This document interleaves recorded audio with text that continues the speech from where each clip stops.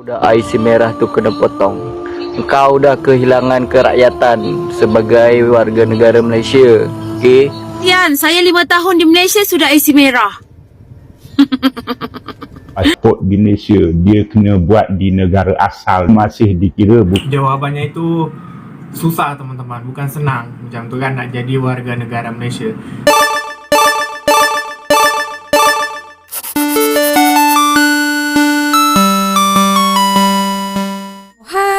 Halo, hai teman-teman, apa kabar kalian hari ini? Berjumpa kembali bersama Sari. Semoga Sari doakan dimanapun kalian berada tetap diberikan kesehatan, diberikan rezeki yang halal, dan dipermudahkan segala urusannya. Dan di video kali ini Sari terjumpa salah satu video lelaki Indonesia ini ya, yang dia mengaku-ngaku katanya dia adalah pemilik IC merah, yaitu dia warga negara Malaysia. Oke, kenapa pula seperti itu? Dia mengaku-ngaku punya IC merah, dia warga negara Malaysia. Karena katanya dia masuk lokap, dia dipotong IC-nya. Nah, sampai menangis katanya dia. Oke, teman-teman. Nah, ini mungkin kalau orang yang bodoh boleh dibodoh-bodohi. Kalau orang yang pintar dan tahu ya tentang apa-apa yang di Malaysia ini, atau orang Malaysia sendiri, mestilah tak tertipu kan. Sari terjumpa salah satu video ini. Nah, yang lalu ketika Sari searching lah ya. Nah, ini yang didapatkan. Seperti yang kita tahu kalau warga negara Malaysia itu memiliki IC biru ya. Itu untuk yang dewasa, untuk yang kecil macam anak Sari itu dia IC pink ya, My Kid. Gitu. Oke, teman-teman. Nah, ada satu lagi IC merah. Oke, IC merah itu sebetulnya warga negara atau tidak? Mari kita tonton videonya. Okey, ada orang tanya aku, "Bang, IC merah tu boleh ke kita kena potong?" Okey, untuk pengetahuan korang yang mungkin orang Indonesia yang lahir daripada sini atau dia punya mak bapak orang Malaysia, okey, IC merah tu boleh immigration potong. Okey, maknanya kalau dah IC merah tu kena potong, engkau dah kehilangan kerakyatan sebagai warga negara Malaysia. Okey, lepas tu kau tak boleh datang lagi dekat Malaysia. Okey, semua fasiliti kau dekat Malaysia dah burn. Okey, nah, macam mana supaya IC merah kau tak kena potong? Kau jangan buat jenayah, babe. Kau jangan main sabu, kau jangan main ais. Okey, kalau benda tu kau tak nak kena potong. Kalau dah kena potong, nanti kau menangis.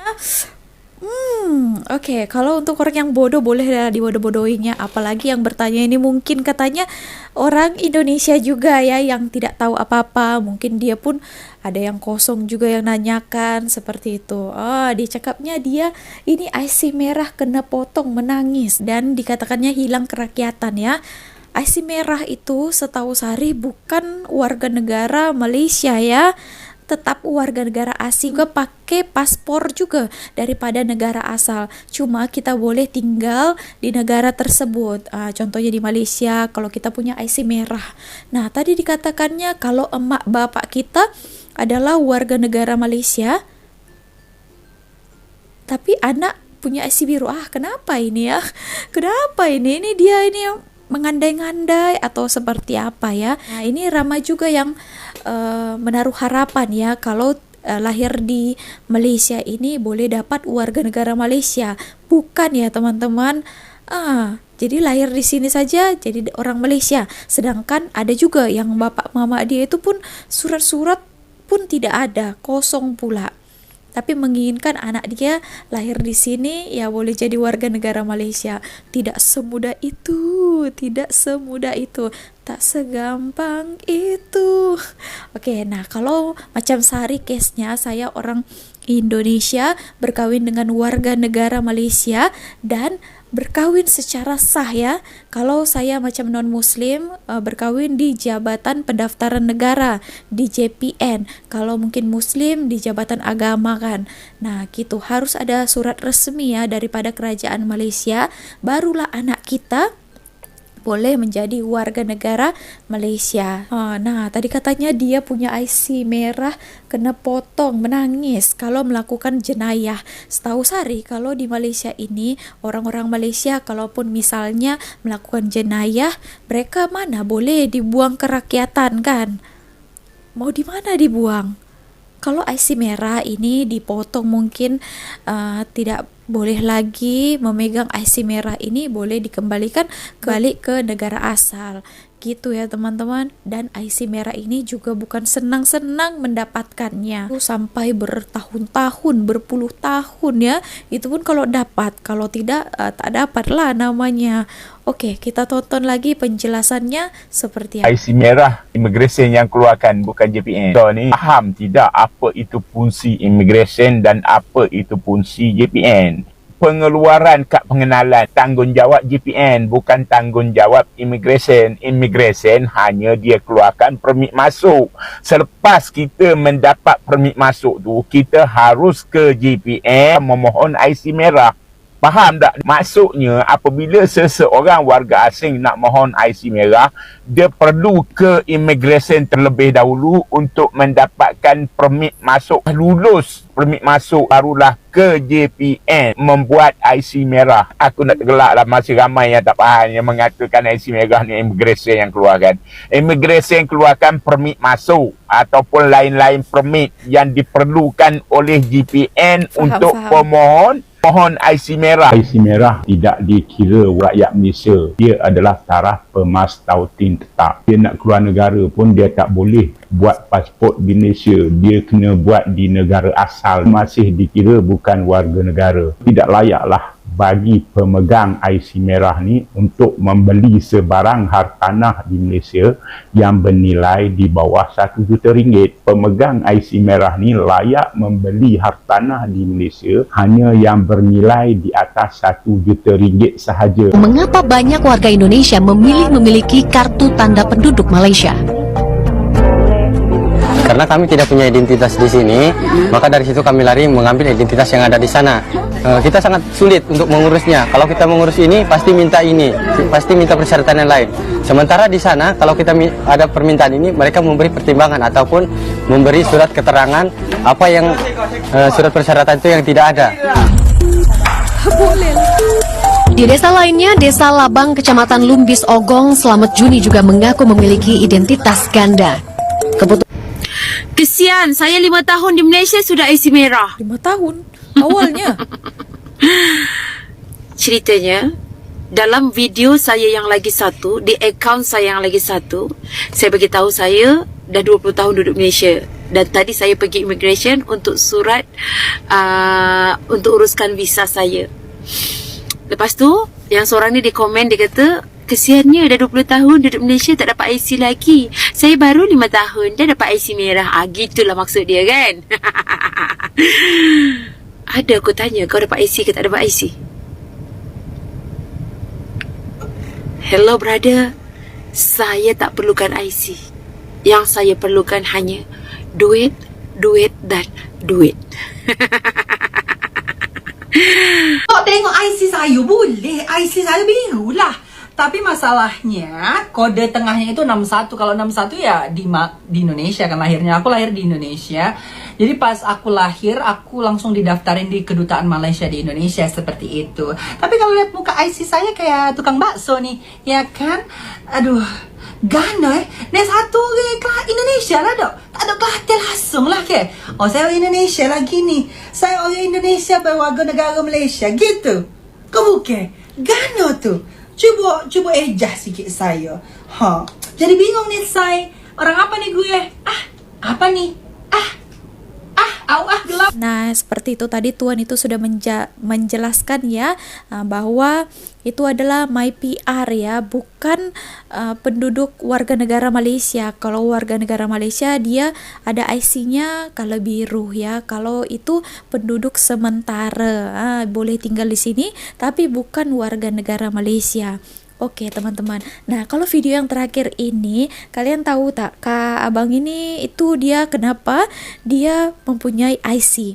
Setahu Sari, ibu dan ayahnya adalah warga negara Malaysia, pemegang IC biru ya, tapi dia mempunyai usaha, ada bisnis di Indonesia, jadi melahirkannya di Indonesia, tapi kedua orang tuanya orang Malaysia ya. Kalau itu ya memanglah kan, ibu bapak saja orang Malaysia, mestilah anak warga negara Malaysia, walaupun mereka melahirkan di Indonesia karena ada bisnis kan, kerja di sana, seperti itu teman-teman.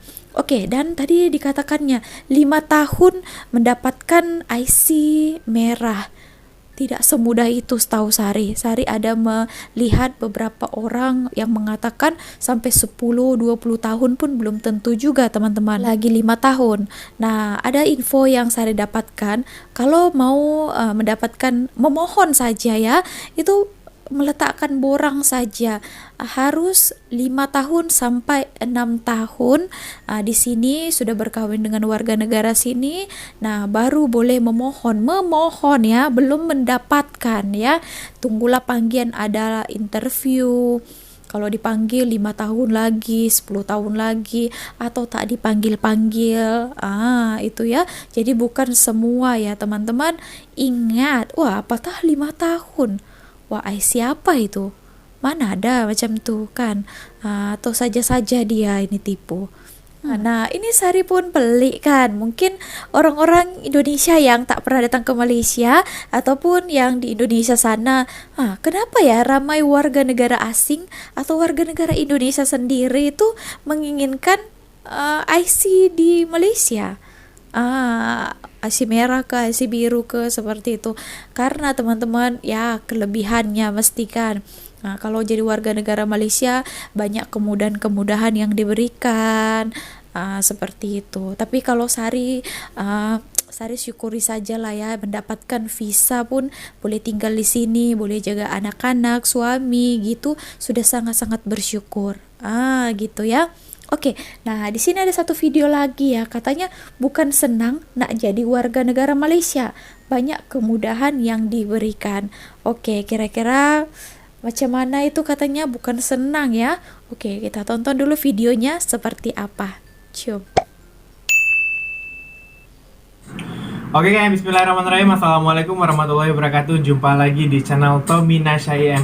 Oke guys, apa kabar ke orang hari ini teman-teman? Saya doakan kalian dalam keadaan sehat walafiat ya, amin ya Allah. Oke guys, di video kali ini tuh saya nak bercerita sedikit pada korang pasal senang ke tak nak jadi warga negara Malaysia. Ini khususnya untuk orang-orang luar ya yang ingin tahu. Jadi jawabannya itu susah teman-teman, bukan senang macam tu kan nak jadi warga negara Malaysia. Sedangkan nak uruskan PR saja atau permanent resident dekat Malaysia ni, itu pun sangat susah. Kalau untuk PR sendiri di Malaysia ataupun IC merah lah, kalau kita orang cakap kan, IC merah tu kita standby di dalam Malaysia ni selama 5 tahun teman-teman.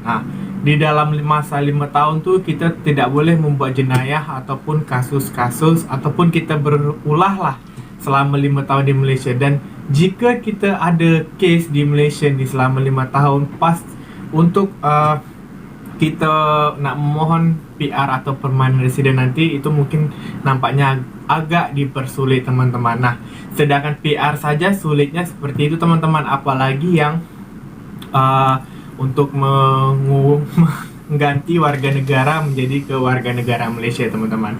Dan di sini ada cerita menarik juga. Kemarin tuh ada salah satu komen juga daripada korang, tapi saya cari-cari tuh dah hilang.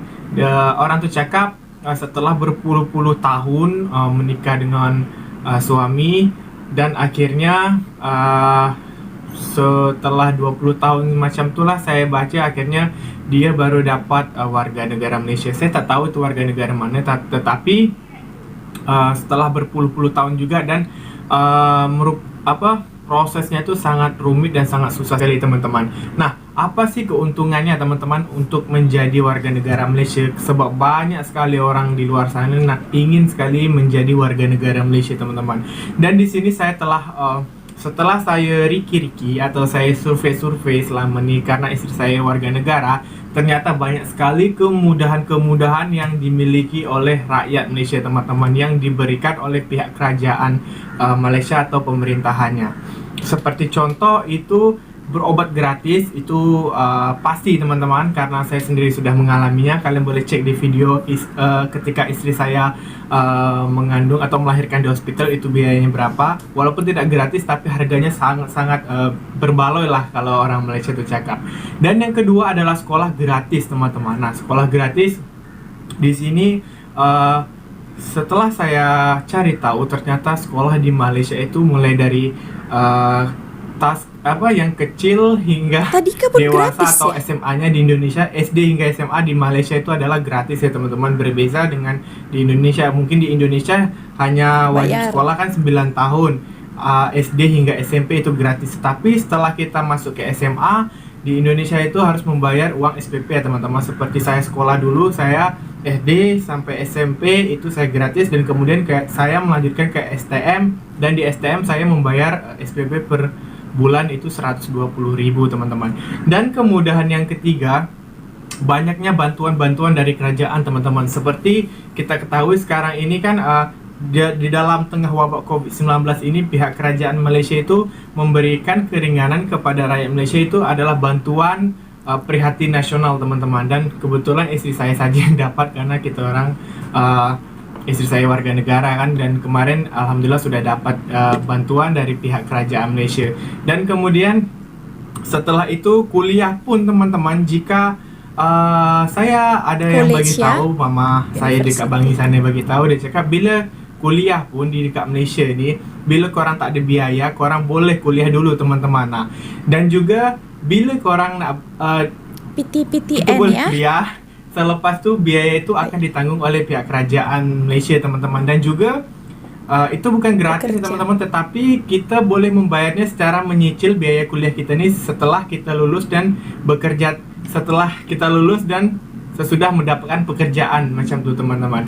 Dan kemudian banyaklah kemudahan-kemudahan lainnya teman-teman yang saya ketahui, sebab IC biru ni di Malaysia ni semua tu boleh berguna teman-teman. Contoh nak isi nak pembayaran macam ni kan, ni IC biru ni, IC isteri saya, boleh diisi touch and go, ataupun nak bayar-bayar melalui apapun boleh menggunakan IC. Jadi IC dekat Malaysia yang warna biru macam ni tu adalah multifungsi ya teman-teman. Nah, jadi itulah tadi ya teman-teman, kemudahan-kemudahan daripada menjadi warga negara Malaysia.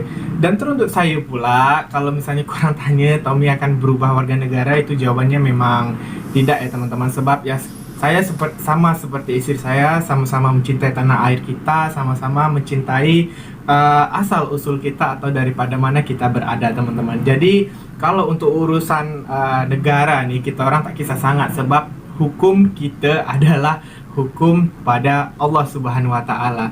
Karena yaitu tadilah, kita ni antara Indonesia dan Malaysia itu hanyalah peraturan pemerintah saja yang berbeza. Tapi pada azasnya kita adalah merupakan satu rumpun yang garis keturunannya tidak jauh berbeda, dan juga kita sama-sama menganut agama Islam. Nah, jadi di sini kemarin tuh saya sempat pergi dekat GPN teman-teman. GPN di dekat Putrajaya. Itu saya buat appointment untuk kelahiran anak saya itu udah 2 bulan lepas, tetapi appointmentnya baru saya dapatkan 1 minggu lepas macam itulah kan. Nah, dan di sini teman-teman, betapa susahnya teman-teman untuk mengurus sijil kelahiran dan MyKid anak saya. Sebenarnya kalau semua tu dokumen dia lengkap, sebenarnya tidaklah susah-susah sangat kan. Tetapi di sini saya baru mengetahui kalau nak mendapatkan sijil lahir dan juga MyKid, lagi-lagi anak saya kan kena ada nama bin di ujung namanya, itu nama saya. Dan juga proses untuk mendapatkan ni sijil ini, sijil anak saya baru saya ambil 1 minggu lepas ni. Jadi di dekat sini ni teman-teman, di sini semua data ada. Di sini ada Muhammad Tariq bin Tommy Pratama Cahaya Saputra, kelahiran bla bla bla bla. Dan ini untuk mendapatkan ini semua tu, kita pertama harus ada surat daripada, yang pertama hospital tempat kelahiran anak, yang kedua tu harus ada buku PING, yang ketiga IC ibu bila ibu warga negara, dan juga identitas saya kan pasport, visa, dan itu yang Surat dibutuhkan. Lepas berkawin tu ya. itulah ada borang daripada hospital itu yang kita kena isi. Dan juga di sini ada my kit teman-teman, ni my kit anak saya. Nah, jadi di sinilah identiti anak saya semua. Alhamdulillah anak saya warga negara Malaysia, dan di belakang sini dia ikut nama ibu teman-teman, bukan nama juga. saya. Kalau disebabkan karena saya bukan warga negara Malaysia teman-teman. Dan juga ya, nak dapatkan ini memang alhamdulillah cukup senang disebabkan kita kan apa tu namanya, dokumen kita lengkap. Jadi kita pergi ke GPN Sijil. tak sampai 10 minit dah jadi semua ni my kit dengan dengan sijil ni. Dan juga untuk di GPN sendiri alhamdulillah pejabat ataupun orang-orang sana sangat baik, dan juga kerja dia cepat teman-teman. Di situ saya applause lah untuk GPN Malaysia, sangat berbaloi lah pelayanannya. Tak segampang Oke guys, jadi itu. itulah tak segampang Tak yang mudah semudah itu. kalian fikirkan untuk duduk lama di Malaysia ataupun nak mendapatkan PR permanent resident untuk korang menetap lama di Malaysia. Sebab permanent resident ni kan tanpa limit dan tanpa visa. Jadi korang kapanpun dan bila-bila masa pun boleh duduk lama dekat Malaysia tanpa membayar permit dan visa. Itu setahu saya lah. Kalau saya salah tolong dibetulkan ya teman-teman. Kemudahannya sebenarnya banyak sekali ya teman-teman. Contohnya kalau sehari itu hari jalan-jalan macam ke zoo negara ataupun ke tempat-tempat wisata yang lainnya ya, itu perbezaan kita yang saya bukan warga negara, macam contohnya husband saya, adik saya, dan juga anak saya itu kalau kita pergi mereka harganya itu lebih murah ya, macam 30 ringgit. Kalau saya 50 ringgit ke atas bila masuk. Nah, itu yang wah, kenapa mahal sangat saya? Tapi itulah ya teman-teman, memanglah seperti itu kan. Ini kan Malaysia ya, warga negara Malaysia mestilah ya kan dispesialkan dengan harga. Oke teman-teman, so segitu aja video kali ini. Kalau kalian ada tanggapan lain, kalian boleh bagi komentarnya dekat ruang komen. Dan kalau ada yang macam tersilap atau kurang ataupun salah daripada apa yang info yang tadi itu, kalian juga boleh perbetulkan, lengkapi juga di dalam ruang komen di bawah. Sampai sini aja video kali ini. Terima kasih telah menonton. See you on my next video. Bye.